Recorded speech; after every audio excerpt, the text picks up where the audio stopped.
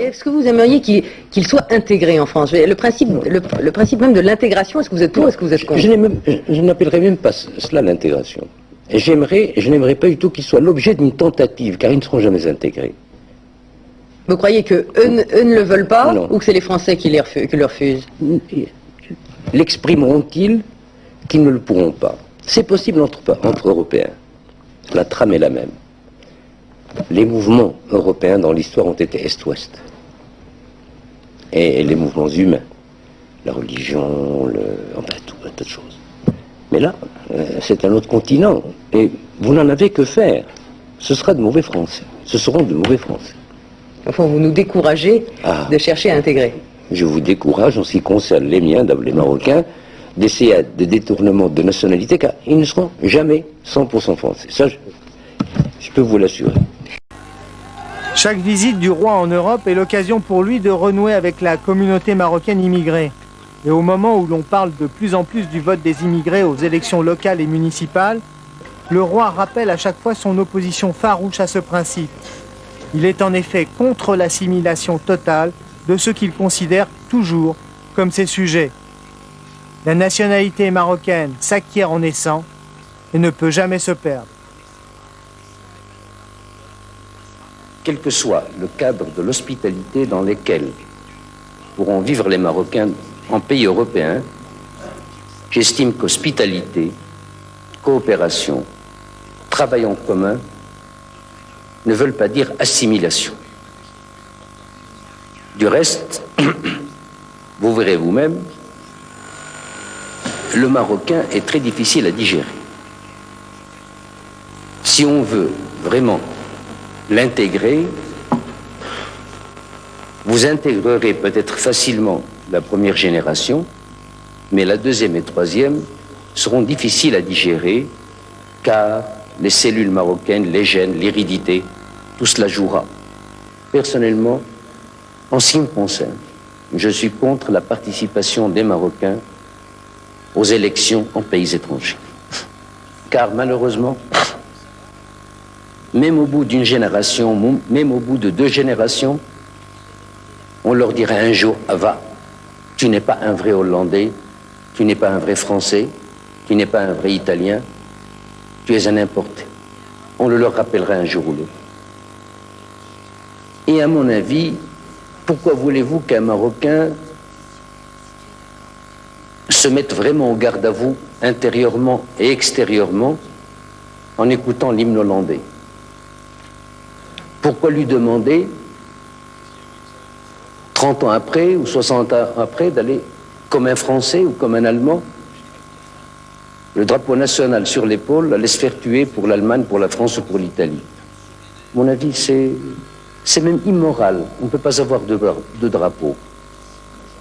Car on ne peut pas oublier l'ancien et on n'a pas tout à fait acquis le nouveau.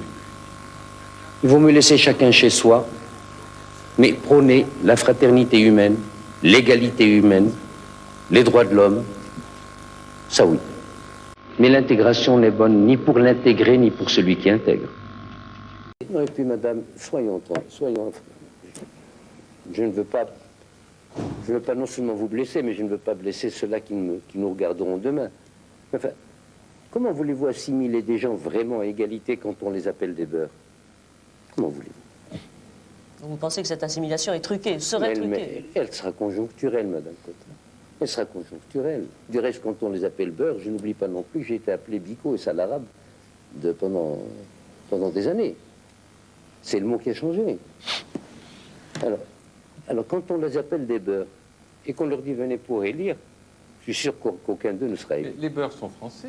Comment? Ce qu'on appelle des beurs, ce sont des Algériens devenus français nés en France.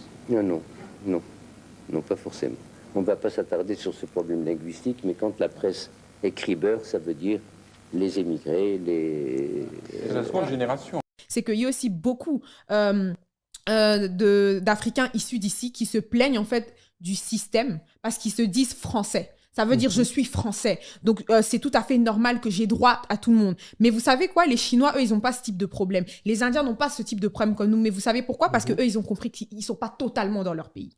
Et donc, ils ont compris que le système fonctionne comme ça et ils ont décidé de faire autrement. Alors que les Africains continuent à se plaindre en disant non, mais le système n'est pas favorable en fait. Mais si le système n'est pas favorable, alors comment est-ce que soit on décide de s'aligner au système, soit on décide de faire différemment.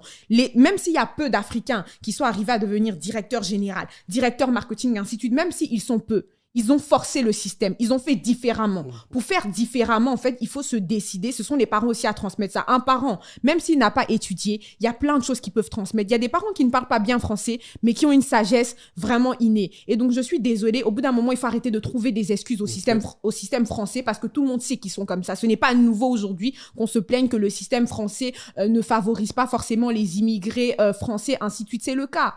Mais pourquoi on s'en plaint, mais des pays comme le Sénégal, ça c'est la parenthèse encore que je vais refermer, des pays comme le Sénégal favorisent les ressortissants sénégalais de souche, pas les Sénégalais d'origine camerounaise, pas les Sénégalais d'origine je sais pas haïtienne, les Sénégalais de souche. Il y a un pourcentage d'entreprises multinationales, vous devez absolument recruter des locaux. C'est le cas, mais personne n'en parle. Mais quand c'est la France, qu'est-ce que c'est grave. Et aujourd'hui, on ne prend pas des personnes juste parce qu'ils sont noirs. Il faut déjà arrêter avec ce stéréotype de tout le temps dire que les noirs, les pauvres victimes. Mais les pauvres, en Afrique, vous souffrez. En Europe, vous souffrez aussi. Mais vous souffrez partout. Mais au bout d'un moment, je veux dire, tu vas avoir des échecs. Tu vas avoir des refus, c'est normal. Ça n'a rien à voir avec toute la France. Tout le système n'est pas forcément contre les immigrés. Mais il faut se dire ceci. Je vais donner un exemple simple auquel je pense.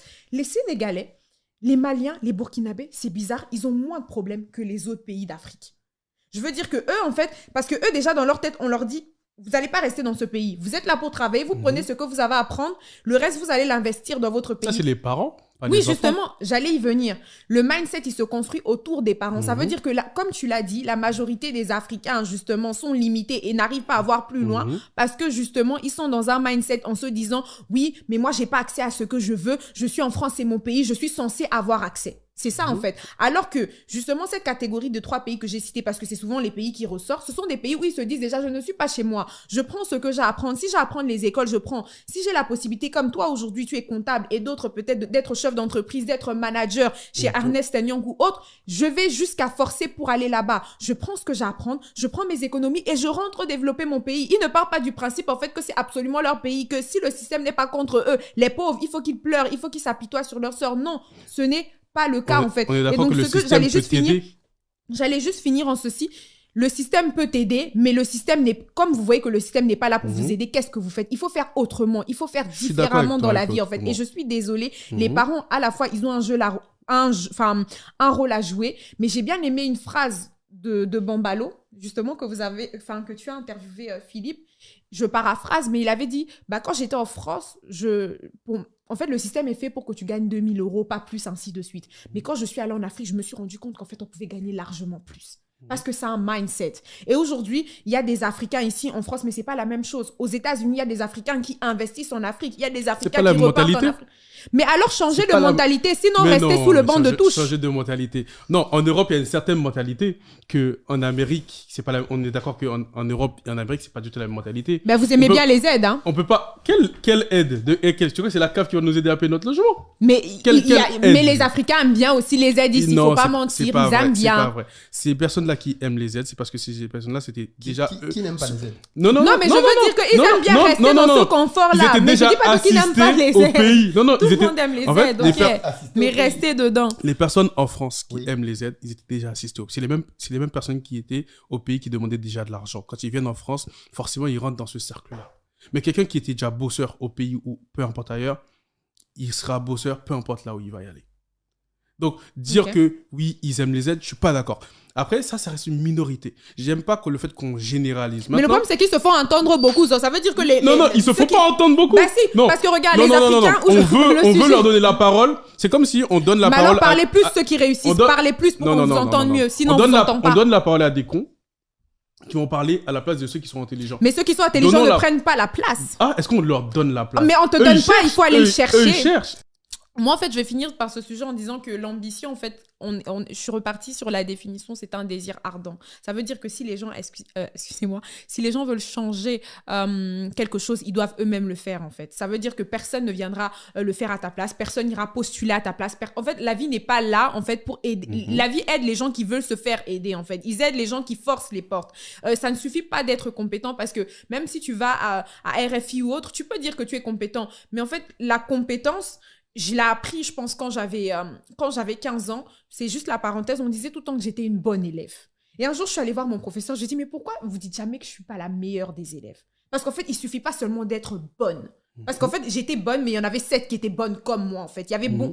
Et aujourd'hui, c'est aujourd'hui maintenant qu'on va voir qui se démarque plus que l'autre. Mais à l'école, j'étais bonne comme tout le monde. Et peut-être ici même, chez Investir au Pays, je suis bonne, un peu comme tout le monde, en fait. Mais il faut faire la différence, il faut faire différemment. Donc, quand tu dis ils sont compétents, tu es compétent, mais c'est pas suffisamment. C'est pas suffisant, plutôt. Il faut aller montrer ta compétence. Ta compétence, tu peux l'avoir dans ton cœur, hein. C'est très beau. Tu peux le dire que tu es compétent, mais il faut que tu te fasses entendre, en fait. Et c'est prendre des risques. Tu vas te prendre des portes, on va te claquer des portes. J'ai postulé chez RFI, ils m'ont dit, il y a des choses, il y a 3 points que je ne maîtrisais pas. Ils m'ont dit, on ne vous prend pas. Et ce n'est pas grave. J'ai essayé chez Investir au Pays, ils m'ont pris. J'essayerai peut-être un jour dans d'autres entreprises, ils me prendront, en fait. C'est ce que les gens aussi doivent comprendre, en fait.